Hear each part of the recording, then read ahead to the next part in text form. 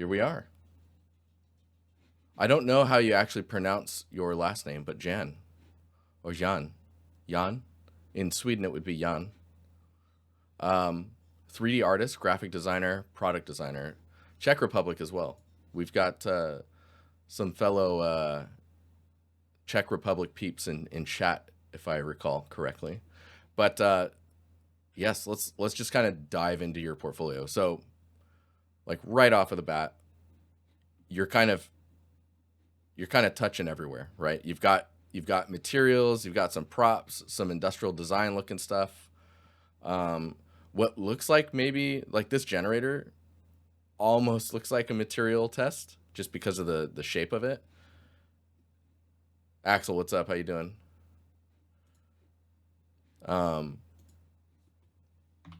Here, read everything that's in here.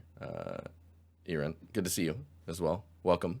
But yeah, so we've got some assets. We're gonna click through a few of these things and just kind of like eat up the time for your 30-minute window, and then hopefully you'll get some insight from that. So initially, usually I would ask like, okay, 3D artist, graphic designer, product designer. That's a lot going on, and I would suggest trying to like at least early on like specialize into something just to like boost yourself forward in that one category, because as you spread yourself out into 3 categories, of course you're going to be making traction in all 3 of them to some degree, right? But not at the momentum you would be if you were sticking to 1 or 2 of them. I always suggest at least one, coming from like, you have to remember I come from like a AAA background.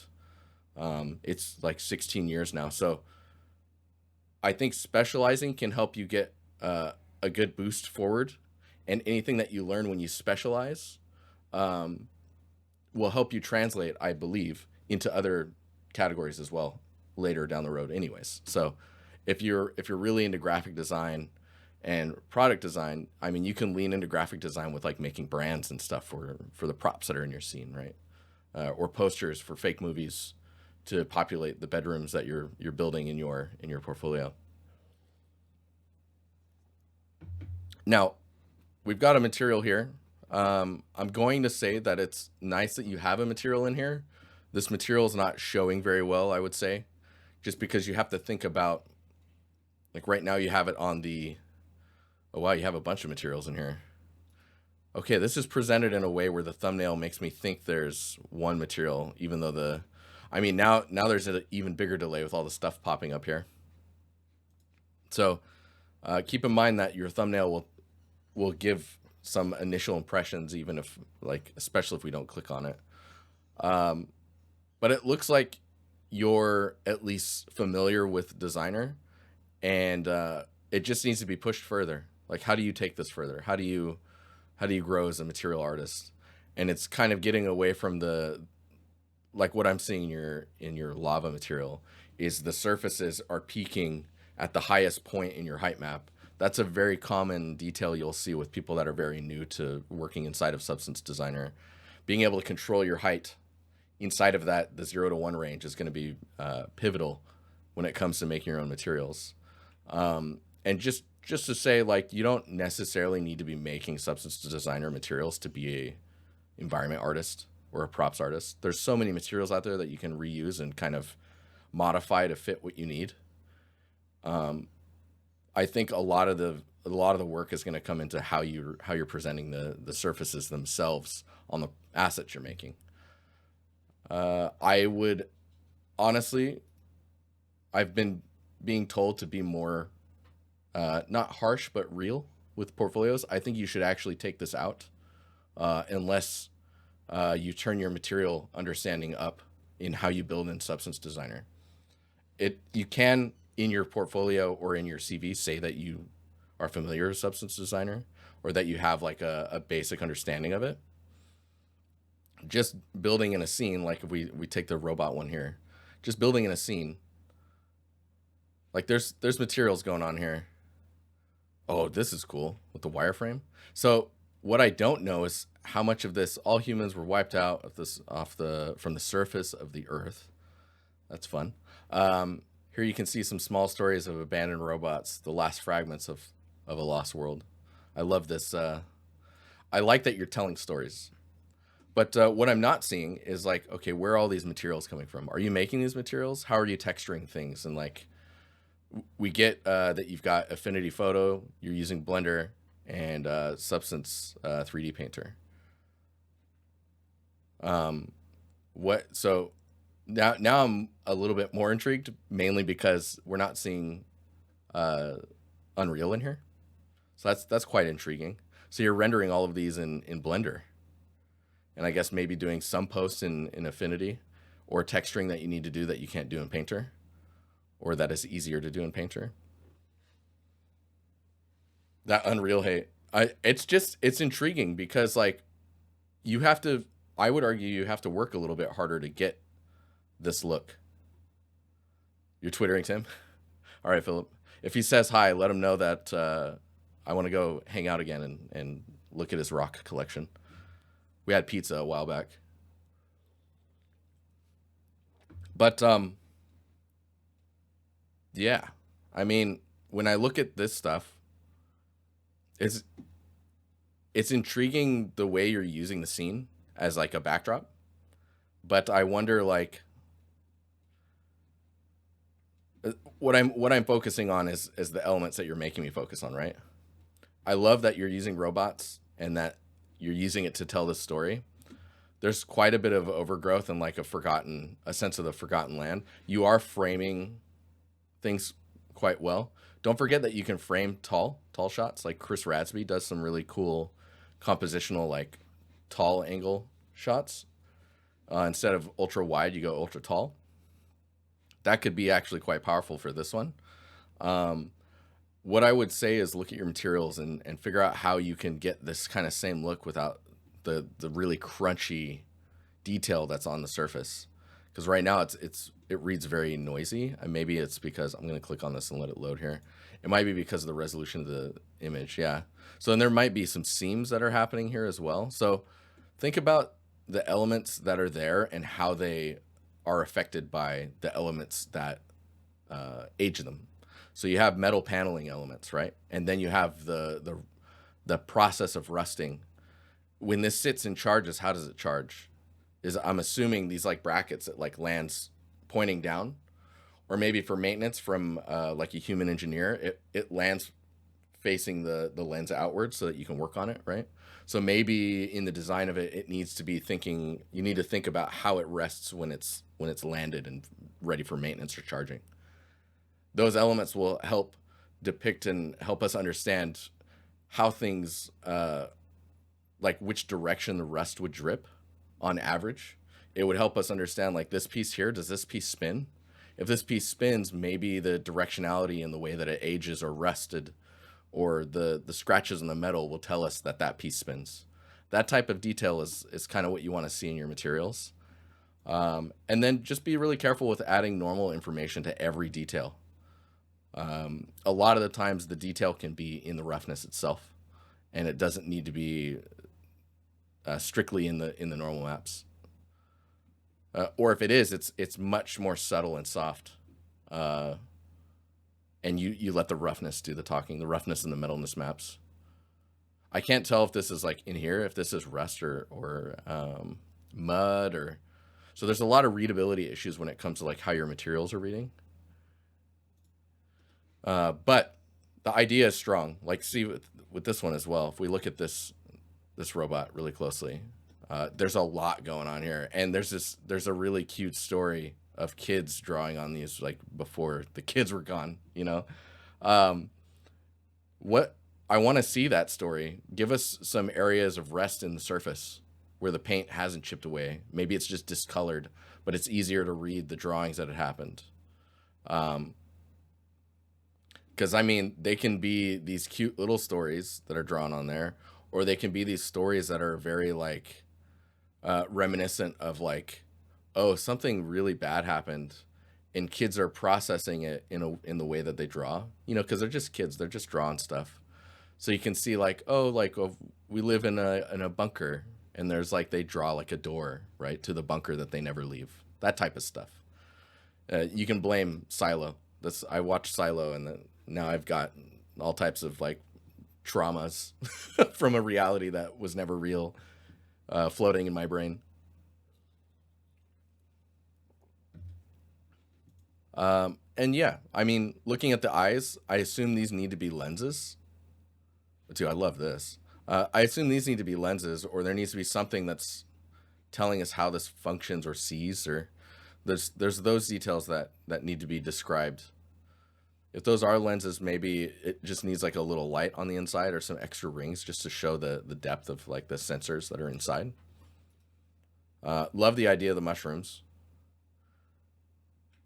Let's keep going here.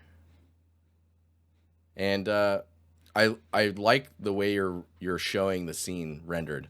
This to me is not game ready, of course. Like, you're being a 3D artist, so it's not clear if you want to get into games or not. The density on the ground is pretty high and needs to be substantially reduced if you wanted to get into games. If you did not want to get into games, I think that you must be subdividing this ribcage, because if you go down here, you can see the wireframe of the ribcage here.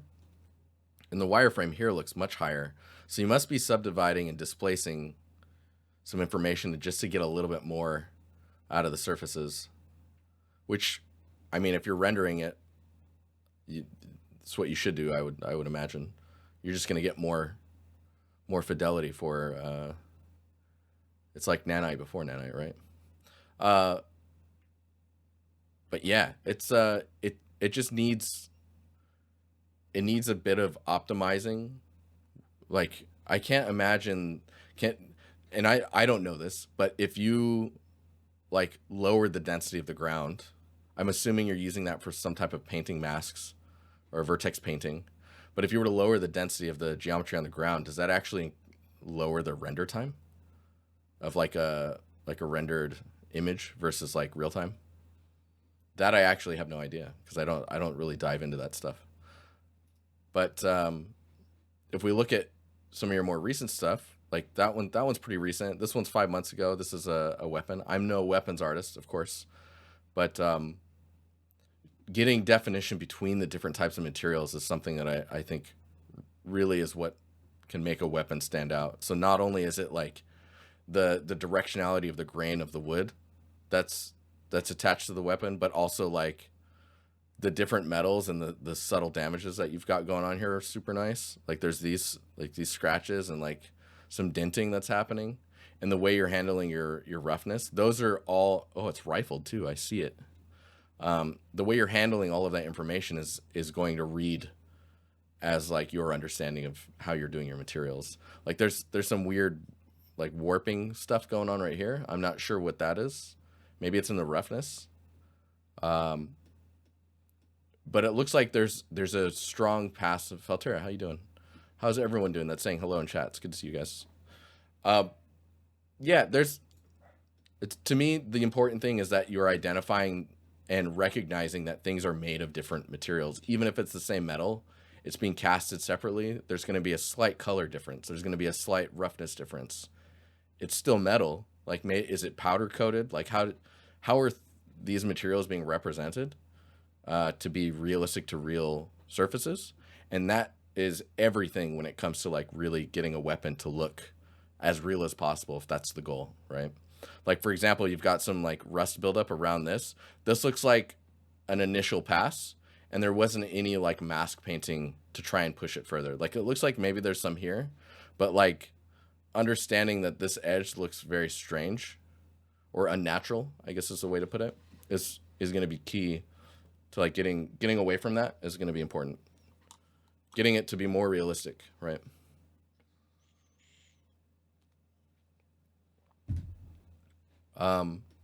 Let's keep looking around here.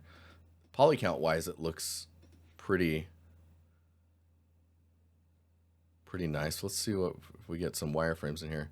Yeah, ooh, man, this is lovely. I would love to see more of this in people's like weapons portfolios, or like exploding the weapon and showing the pieces when it makes sense. If it's not gonna like balloon the time that it takes you to build the asset. This is really nice. Oh, this is really nice. What I would actually do is, so whenever I see videos like this, or videos in general in a portfolio, I think it's really important to not have it start still. Have the camera already be moving, so it's in continuous motion, no speed change and no stopping, and you go from shot to shot to shot, because in Artstation it'll just loop the video, right?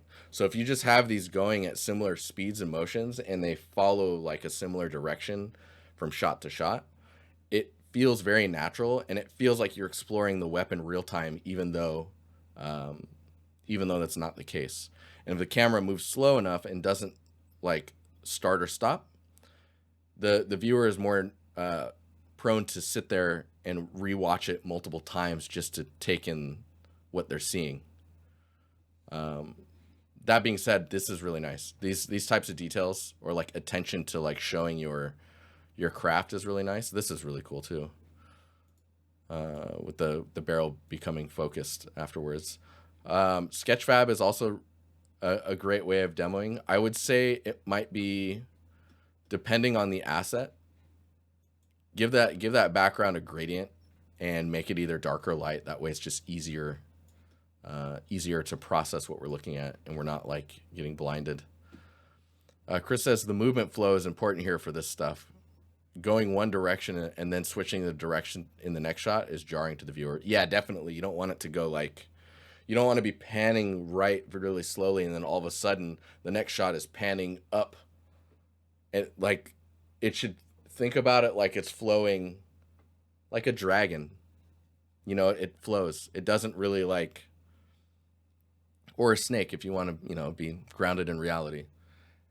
It doesn't just change directions. We're not talking UFOs here, okay? Despite what's happening right now. Lead into each shot, definitely. That's the best way to put it, to keep it simple. Hell yeah, dude. Rifled. It's gonna be more accurate for sure. Cool. Let me see what else we can gather out of your portfolio here. So there's some design stuff that's going on here. Artwork I made for by cooperation with a Hollywood concept artist, Christopher. Was it Rose Warren? If you can, I would link the portfolio of the artist. You'll get a nice little like banner here for that. This is really interesting. It's like a helicopter firefighter machine drone thing. And there's a dude standing there. That looks hella dangerous. Those blades aren't going to pull anything up that's there, right? I guess it would push you down. I think that's the idea. I think that's how blades work. You can be getting pushed down. Really cool. It probably needs some defining. I mean, there's some like line information that feels a little jarring, and really understanding the scale of like, if this is a person standing at the rails, over here, these rails feel a little strange by comparison when you look to the upper one. Previous version. So to me, the previous version actually reads easier. And the reason I like the previous version a little more is because you're following like a 70-30 ratio. Where this is like low frequency. This is kind of low frequency. And then you've got high frequency detail in these exposed bits. Having that ratio maintained is going to help with the design and readability, like just much easier on the eyes. And you get to show this like cool tech, which is like, whoa, when this gets exposed, there's even more payoff, because you see those details like in all their glory. So try and keep it simple on the flat surfaces, and don't try to over design. Give our eyes the ability to rest in areas where it's calmer, and then we can really like enjoy the details when they are high frequency. Yeah, it's a cool idea. Love the man, I want to see that eye just like hopping around, like looking at all the targets of fire that it needs to take out. Yeah, We got a few more minutes. So I just want to maybe dive into some of this other stuff. We got this one here. My biggest takeaway is I don't know what you want to do. You're doing three things, and I think this is cool. I think expanding in one direction for a little while is going to help with just tightening up your portfolio. And knowing, are you going to be a weapons artist? Are you like an environment artist, prop artist? Just going into a specific direction will help push you along. And then you can take all these other skills with you to help influence those and push them further as well, right? And then it'll all bleed back into your other interests anyways. So right now I don't know what I would hire you for, because you're designing, you're making materials, you're rendering and texturing, you're modeling, you're doing all of the things, but I don't know what you actually like to do specifically. And I can't say that you're excelling to a high caliber in either one of them, because I'm not seeing enough of one of them, if that makes sense. But yeah, hopefully this was really helpful. And